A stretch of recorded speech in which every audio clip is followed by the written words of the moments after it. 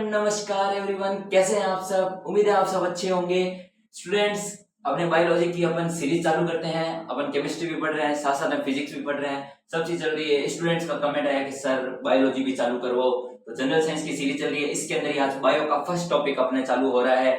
उस टॉपिक का नाम है सेल। सेल सर, सेल क्या होती है, जिसको हिंदी में के अंदर कहते हैं कोशिका। सर ये कोशिका के क्या मतलब होता है, आराम से समझो कि जैसे आप कोई घर बना रहे हो, आप कोई भी घर बना रहे हो या कोई घर बना हुआ है, उसके अंदर आप देखते हो पहले नींव डलती है, उसका बेस तैयार होता है, उसका बेस तैयार होता है तभी वो बिल्डिंग खड़ी होती है या नहीं होती। ठीक है, तो जैसे अपने ये पूरी बॉडी बनी हुई है, आप मेरी बॉडी है, आपकी है, किसी एनिमल की है, किसी कैट की है, किसी और पर्सन की है, कुछ भी कोई भी चीज है, वो बॉडी बनी हुई है। जैसे ये बोर्ड है, इसकी भी एक तो ये बॉडी है एक तरह की। अब इसके अंदर कुछ छोटे छोटे पार्टिकल्स होंगे, कुछ छोटे छोटे पार्टिकल से ये मिलकर बना होगा। अपनी भी बॉडी किसी छोटे छोटे पार्टिकल से मिलकर बनी होगी। तो उन छोटे छोटे पार्टिकल्स जो लिविंग सेल्स के अंदर होती है या डेड सेल्स के अंदर होती है, वो होती है सेल्स। जो लिविंग ऑर्गेनिज्म और डेड ऑर्गेनिज्म होते हैं उनके अंदर होती है सेल्स। जैसे अपन सेल से बने हुए हैं, सेल से बने हुए हैं ना अपन। और जैसे ये बोर्ड है, ये वॉल है, ये किससे, एटम से बनी हुई होती है। एटम सबसे स्मॉलेस्ट पार्टिकल है, वैसे ही अपने सबसे स्मॉलेस्ट पार्टिकल क्या है, सेल है। क्या है, सेल है। अब जैसे मेरे हाथ हैं, पैर है, मुंह है, आंख है, कुछ भी है, हेड है, हेयर है, कुछ भी है, सब किससे बने हुए हैं, सेल से बने हुए हैं। तो सेल बहुत ही ज्यादा इंपॉर्टेंट स्ट्रक्चर है। अब सेल आउटर साइड में भी है, इनर साइड में भी है, बाहर की साइड में भी है, अंदर की साइड में भी सेल है, दोनों जगह सेल। जैसे आरबीसी, रेड ब्लड सेल पढ़ते हैं ना अपन, खून, सब क्या है, सेल का ही बना हुआ होता है। जरूरी नहीं है किसी की स्किन ही बनी होती है, हड्डियां भी सेल की बनी होती है, सब चीज सेल की बनी होती है। तो अब देखो, तो सेल मतलब एक आउटलाइन पता चल गई ना कि सेल क्या होती है। अब इसकी बात करते हैं। Cell is the structural and functional unit of life. बस इतनी डेफिनेशन, अगर ये आपको डेफिनेशन समझ आ गई तो आप सेल चैप्टर पूरा कंप्लीट कर सकते हो। सर बात क्या है, स्ट्रक्चर ये देखो, मैंने अभी क्या बताया, पूरा स्ट्रक्चर बना रही है मेरा, बना रही है नहीं बना रही, तो बना रही है सर। फंक्शनल, सर फंक्शनल कैसे हो गई स्ट्रक्चर। अब तो ये मुझे प्रोटेक्ट भी तो कर रही है। देखो ये मेरा हाथ है, ये मेरा चेहरा है, तो ये मेरे जो बाहर ऑर्गन्स, अंदर जो ऑर्गन्स है उनको बाहर आने से रोक रही है, मुझे प्रोटेक्शन दे रही है। अब जैसे रेड ब्लड सेल्स है, पूरे शरीर के अंदर घूम रही है, और जैसे मेरा ब्लड है वो भी सेल्स का ही बना हुआ है, तो वो भी मेरे शरीर के अंदर फ्लो कर रहा है, मतलब फंक्शनल यूनिट चल रही है। और ये मुझे प्रोटेक्शन कर रही है किसी आउटर ऑर्गेनिज्म से, किसी बाहर बैक्टीरिया से। तो ये क्या कर रही है, प्रोटेक्ट कर रही है। मेरी स्किन है, जो आपकी स्किन भी है, सबकी स्किन, तो ये क्या कर रही है, फंक्शनल यूनिट। तो इसी को कहते हैं, सेल को कहते हैं structural and functional unit of life. Hindi में पढ़ लो, कोशिका शरीर की संरचनात्मक एवं क्रियात्मक इकाई होती है। मुझे स्टूडेंट्स का कमेंट आया कि सर आप सिर्फ इंग्लिश मीडियम में पढ़ा रहे हो, तो सर हिंदी मीडियम का तो ये साथ साथ में हिंदी मीडियम भी पढ़ेंगे। कुछ वर्ड्स ऐसे होंगे जो इंग्लिश के अंदर होंगे, वो रटने ही पड़ेंगे, लेकिन अब ऐसे समझ लो, मैं समझा तो हिंदी के अंदर ही रहा हूँ, हिंदी इंग्लिश बोथ के अंदर समझा रहा हूँ मैं, तो समझो आराम से। अब आती है सर जरूरी बात कि सर हमने सेल तो पढ़ ली, इसके बारे में कुछ इसका हिस्ट्री तो बताओ हमें। हिस्ट्री क्या है इसकी, पता ही नहीं हमें। तो पहले बात करते हैं discovery of cell. Sir cell की खोज किसने की थी, हु डिस्कवर्ड दिस सेल। तो firstly discovered by Robert Hooke, an English scientist, who discovered the cell, who is Robert Hooke. In which year sir? In 1665, 19 गलत बोल दिया, 1665 के अंदर, 1665 के अंदर रॉबर्ट हुक ने किसकी खोज की थी, सेल की खोज की थी। और अब मेन बात आती है, सर किसके अंदर कौन खोज की थी, कौन सी सेल ली थी। सर हाथ वाली सेल ली थी, पैर वाली, सर ये दीवार से कुछ लिया, अरे कुछ नहीं, इन्होंने लिया था कॉर्क सेल। सर ये कॉर्क सेल क्या होता है, आप समझो। कॉर्क सेल होता है, जैसे आप ऐसे समझो, कोई पेड़ की छाल है ना, उसको कॉर्क कहते हैं। पेड़ की छाल होती है, जो बड़े बड़े पेड़ होते हैं, सूखी सूखी छाल होती है, जैसे नीम का पेड़ है, कोई बड़ा सारा नीम का पेड़ है, उसके बाहर की साइड में छाल होती है, उसकी आउटर लेयर होती है, वो कॉर्क होता है। अब कॉर्क, इन्होंने किस टाइप का कॉर्क लिया था, तो आप देखना, कभी भी आपने पुराने जमाने के अल्कोहल की बोतलें देखी है, दारू की, शराब की बोतलें देखी है, या किसी और बियर की उस टाइप की बोतल देखी है, तो उसके ऊपर अभी तो स्टेनलेस स्टील का कवर आता है, ढक्कन आता है, वो नहीं था, उस समय था लकड़ी का ढक्कन, वो कॉर्क था। ऐसे इतना बड़ा कॉर्क का ढक्कन आता है, वो उसके अंदर, बोतल के अंदर पूरा फिट किया होता है ऊपर, उसके मुंह के ऊपर, तो ऐसे खींच के कॉर्क को निकाल देते, इतना बड़ा होता था, अप्रोक्स इतना ही साइज होता था कॉर्क का। तो उसी कॉर्क को उन्होंने बाहर निकाला, उसको काटा, माइक्रोस्कोप के अंदर पूरा एकदम सेट किया उसको, और फिर उसके अंदर गौर करके देखा, तो उन्हें, मेन बात है, उन्हें कुछ हनीकॉम्ब लाइक स्ट्रक्चर, मधुमक्खी के छत्ते के जैसे उन्हें स्ट्रक्चर मिली उस कॉर्क वाले के अंदर। तो उन्होंने उनका नाम क्या दिया, सेलुला। क्या नाम दिया, सेलुला। क्या नाम दिया, सेलुला। इसी सेलुला से अपन को क्या मिला, सेल मिला। तो सेल का नाम भी किसने दिया, रॉबर्ट हुक ने दिया। नाम किसने दिया, सेलुला। सेलुला मतलब सेल नाम किसने दिया, रॉबर्ट हुक ने दिया। रॉबर्ट हुक ने ही सेल की खोज की थी 1665 के अंदर। डेड सेल, अब मेन बात आती है जो कॉर्क सेल मिली थी। अब इनको पता है लकड़ी अगर उस पेड़ के साथ रहती तो वो लिविंग थी, अब वो डेड हो गई, उसको निकाल दिया। वो पता नहीं कब से वो कॉर्क 4-5 सालों से पड़ा था, तो वो डेड ही होगा, उसके अंदर कुछ फ्लो ही नहीं हो रहा है, ना वाटर फ्लो हो रहा है, ना मिनरल फ्लो हो रहा है, तो डेड ही है। तो डेड सेल खोज किसने की थी, इन्होंने ध्यान रखना, रॉबर्ट हुक ने लिविंग सेल की खोज नहीं की थी, इन्होंने डेड सेल की ही खोज की थी। अब इन्होंने सर एक बुक, हमें पता कैसे चला कि इन्होंने खोज की, तो इनकी एक बुक पब्लिश हुई थी 1665 के अंदर, माइक्रोग्राफिया। कौन सी बुक थी, माइक्रोग्राफिया। किसकी, रॉबर्ट हुक की। तो उससे से पता चला कि सेल नाम की कोई चीज होती है। आया या नहीं समझ में आया। अब डिस्कवरी ऑफ सेल के अंदर सर भैया हमें कुछ और भी बताओ, अभी बता देते हैं। डिस्कवरी ऑफ सेल के अंदर डेड सेल तो रॉबर्ट हुक ने खोज कर दी सर लिविंग सेल की भी तो खोज किसने की, इसके अंदर ज्यादा टाइम भी नहीं लगा था, 8-10 साल के अंदर ही अपन को लिविंग सेल का भी पता चल गया। तो लिविंग सेल की खोज की थी Antony von Leeuwenhoek.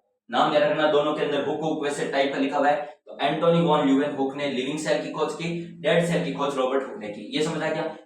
Antony von Leeuwenhoek ने लिविंग सेल की खोज कब की सर, 1674 के अंदर की। सर किसके अंदर की, तो use bacteria and protozoa cells. Bacteria और प्रोटोजोआ होते हैं, उनकी सेल्स को काम में लिया, क्योंकि ये अपन को पता है ये लिविंग है, बैक्टीरिया प्रोटोजोआ लिविंग है, इसीलिए इसके अंदर लिविंग सेल की खोज की। कॉर्क का तो मैंने बताया था वो डेड ही है, क्योंकि 4-5 साल से वो पता नहीं कॉर्क कब का रखा हुआ था, तो वो डेड ही होगा। अब बैक्टीरिया एंड प्रोटोजोआ इसके अंदर लिविंग थे, तो इन्होंने लिविंग सेल की खोज कर दी 1674 के अंदर। अब ये जो खोज की इन्होंने, इनको जो लिविंग सेल्स दिखी उनको इन्होंने एनिमलक्यूले नाम दे दिया। किसने, एंटोनी वॉन ल्यूवेनहुक ने। जो लिविंग सेल्स मिली थी इसका नाम इन्होंने एनिमलक्यूले दे दिया था। किसने, एंटोनी वॉन ल्यूवेनहुक ने। आया या नहीं समझ में आया। तो ये कुछ डिस्कवरी के बारे में बात थी। अब अपन कुछ इसके ऊपर थ्योरी है, सेल की कुछ थ्योरी है, कुछ डेफिनेशंस है, उसके बारे में बात करते हैं कि अलग अलग साइंटिस्ट ने उसके बारे में क्या क्या बताया। Cell theory. Sir cell theory या भैया सेल थ्योरी क्या होती है।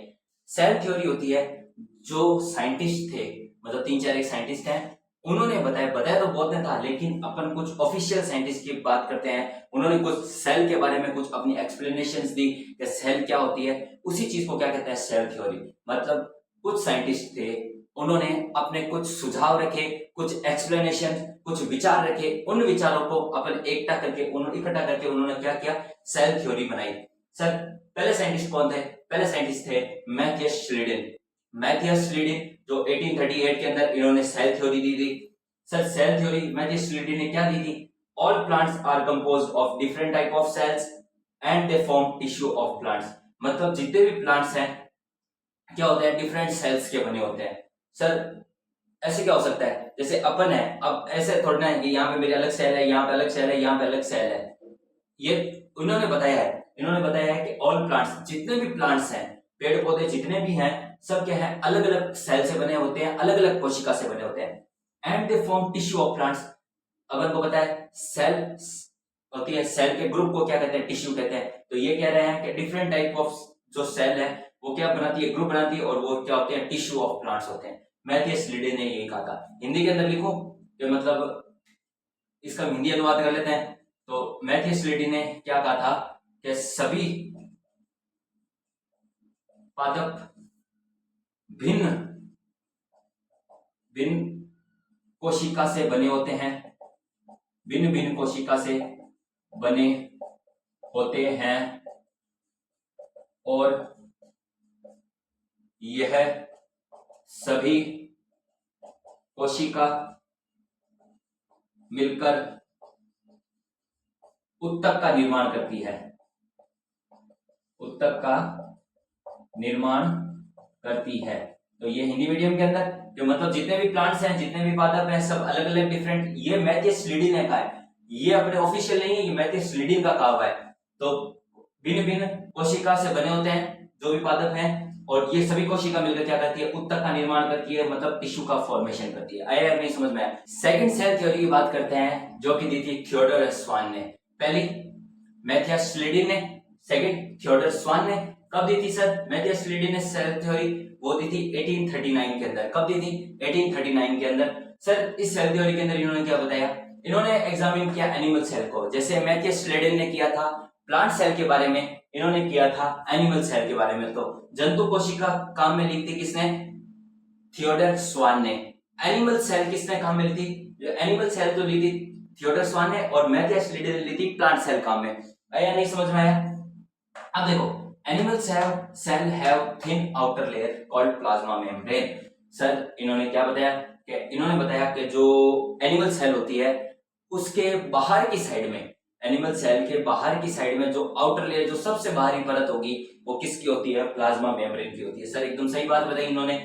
प्लांट्स हैव सेल वॉल, तो प्लांट्स के अंदर इन्होंने क्या बताया कि प्लांट्स की जो बाहर की साइड में जो सेल है, कोशिका है, प्लांट्स की कोई भी एक छोटी सी कोशिका, उसके बाहर की साइड में क्या होगी? सेल वॉल होगी। एनिमल के अंदर क्या होगी? प्लाज्मा मेम्ब्रेन होगी।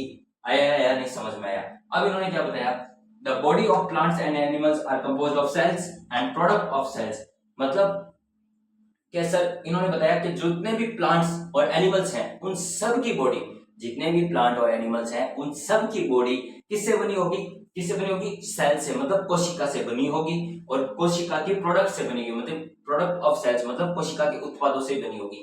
सेल से भी बनी हो सकती है, और कोशिका के मतलब बहुत सारी कोशिका मिलकर टिश्यू बनाएंगे, टिश्यू मिलकर ऑर्गन्स बनाएंगे, ऑर्गन सिस्टम, वो समझ आ गया ना सब? ये इन्होंने बताया था किसने? थियोडर स्वान ने।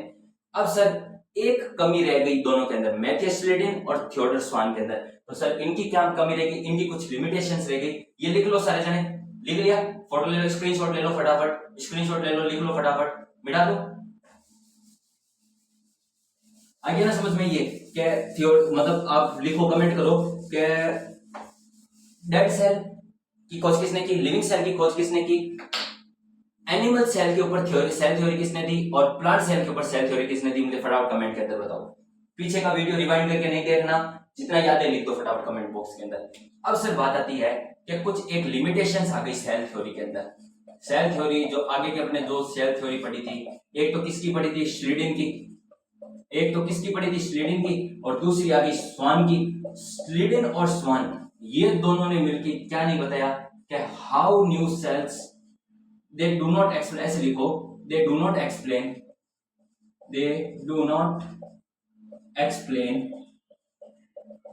how new cells are formed।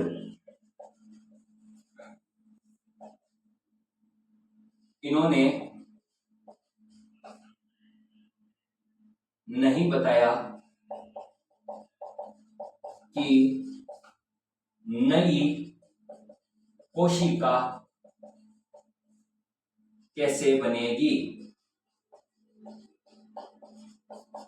Sir मतलब क्या? इन्होंने क्या नहीं बताया? तो जैसे इन्होंने बता दिया कि सेल्स होती है, प्लांट सेल इसकी बनी होती है, एनिमल सेल के बाद प्लाज्मा मेम्ब्रेन होती है, ये सब बता दिया इन्होंने।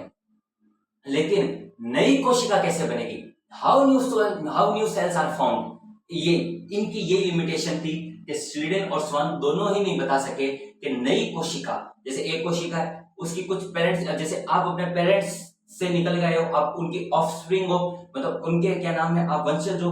जैसे ही इस सेल का कौन बेटा बेटी होगा, जैसे ये कोई मेरे पास सेल है तो इसके इन्होंने बताया नहीं कि वो सेल की उसके बच्चे कितने होंगे, फिर इसके कितने होंगे, इनके बारे में तो कभी कुछ बताया नहीं, इसीलिए इनका ये कमी आ गई सबसे बड़ी, स्लीडिन एंड स्वान की ये सबसे बड़ी कमी आ गई। आगे बात करते हैं, अब आते हैं अपने रुडोल्फ भैया। रुडोल्फ भैया क्या करते हैं, इन जो स्लीडिन और स्वान है इनको ही कुछ आगे एक्सप्लेन कर देते हैं। तो आते हैं रुडोल्फ वर्चो, जिनकी खोज थी 1855 के अंदर सेल थ्योरी के ऊपर ही। इन्होंने क्या खोज की थी, new cells are formed by dividing of pre existing cells. मतलब सर, मतलब जो नई कोशिका बनेगी वो किससे बनेगी, वो पुरानी जो कोशिका है उससे डिवाइड होकर। तो इसके अंदर आप हिंदी के अंदर लिखो, नई कोशिका का निर्माण पुरानी कोशिका से होगा, कोशिका से होता है, ऐसे भी लिख सकते हो। ये किसने बताया था, नई कोशिका का निर्माण पुरानी कोशिका या पितृ कोशिका या मातृ कोशिका, कुछ भी कह सकते हो आप। पेरेंट सेल मतलब पेरेंट सेल होगी या प्री एग्जिस्टिंग सेल्स, उसको कुछ भी कह सकते हो आप। तो समझ गए ना, नई कोशिका का निर्माण किससे होगा, पुरानी कोशिका, जो जैसे अपने पास यहाँ पे ये मेरे पास कोई सेल है, ये पुरानी सेल है, इससे ये क्या होगी, डिवाइड होगी, ये 1 2 10 20 किसके अंदर डिवाइड, तो जैसे ये 2 के अंदर डिवाइड हुई, फिर ये 2 इससे अलग अलग 4 बनाएंगे, ये ऐसे ऐसे करके 4 बना देंगे, ये इसका 2 बन जाएगा, ऐसे करते करते सेल आगे क्या बढ़ती जाएगी। आया या नहीं समझ में आया? तो और इन्होंने एक कोट दिया था, इनका एक कोट था बहुत ज्यादा फेमस, ये इनकी जो लैटिन भाषा थी इसके अंदर था ओमनिस सेलुला ई सेलुला, ओमनिस सेलुला ई सेलुला। ये आपको हिंदी मीडियम वालों ये भी आपको इंग्लिश के अंदर ही रखना है। तो इसका ओमनिस सेलुला ई सेलुला मतलब पुरानी कोशिका का निर्माण नई कोशिका का निर्माण पुरानी कोशिका से होगा, इस कोड का यही मतलब है। ओमनिस सेलुला ई सेलुला किसने दिया था? रुडोल्फ वर्च्यो ने दिया था, 1855 के अंदर दिया था। आया नहीं समझा? अब अपन जो करंट के अंदर सेल थ्योरी चल रही है, जो अपन पढ़ते रहते हैं, उसके बारे में बात करते हैं। अब सबसे important cell theory, current cell theory, जो अभी वर्तमान के अंदर, जो अभी अपन करंट के अंदर सेल थ्योरी पढ़ रहे हैं, जो कि ऑफिशियल सेल थ्योरी है, सभी साइंटिस्ट इसी सेल थ्योरी को मानते हैं। तो वो कौन सी सेल थ्योरी है? उसके कुछ 2 ही पॉइंट्स हैं। पहला है all living organism are composed of cells and product of cells, मतलब जितने भी जीवित जीव जंतु पादप कुछ भी हैं, सब किससे बने होते हैं? सेल से बने होते हैं। सब किससे बने? कंपोज मतलब बनना, कोई मतलब कंपोज मतलब किससे एकत्रित होकर बने हैं, तो किससे बने हैं? कोशिका से या फिर कोशिका के उत्पाद से। उत्पाद मतलब group of cells, tissue, organs, ये सब क्या है? सेल के ही तो भाग है। तो प्रोडक्ट ऑफ सेल्स। आया या नहीं समझ में आया? मतलब जितने भी जीव जंतु पृथ्वी पर आगे की बात वो दूसरी है, पृथ्वी पर जितने भी जीव जंतु हैं, पादप हैं, सभी किससे बने हैं? कोशिका से या कोशिका के उत्पाद से। ये पहली लाइन का मतलब है। Second, new cells are arise from pre existing cells, मतलब नई कोशिका पुरानी कोशिका से ही बनेगी, जो कि अभी अपने रुडोल्फ विर्चो वाले जो 1855 के अंदर जो उन्होंने सेल थ्योरी दी थी, उसके ये ध्यान रखना, ये दोनों पॉइंट पुरानी सेल थ्योरी जो उन्होंने दी थी, उन सबको मिलाकर उनका सब एक कंक्लूजन निकाल के ये सेल थ्योरी बनाई गई थी। आगे समझ में? कोई किसी से लिया, और इसका भी ओमनिस सेलुला ई सेलुला ही कह सकते हो आप। तो वो रुडोल्फ विर्चो ने बताया था। आया नहीं समझ में? अगर वीडियो पसंद आया तो लाइक शेयर सब्सक्राइब जरूर कर देना। अपने टेलीग्राम चैनल और यूट्यूब चैनल जाके जुड़ जाना। अब बायोलॉजी भी साथ साथ में स्टार्ट हो गई है, पूरी जनरल साइंस अपन कंप्लीट कर देंगे। तो फटाफट जाके चैनल को लाइक शेयर सब्सक्राइब जो भी करना है फटाफट कर दो। इंस्टाग्राम फेसबुक पर देख रहे हो तो वहां पे भी जाके फॉलो कर लो। ओके, मिलते हैं नेक्स्ट वीडियो के। टाटा, गुड बाय, जय हिंद।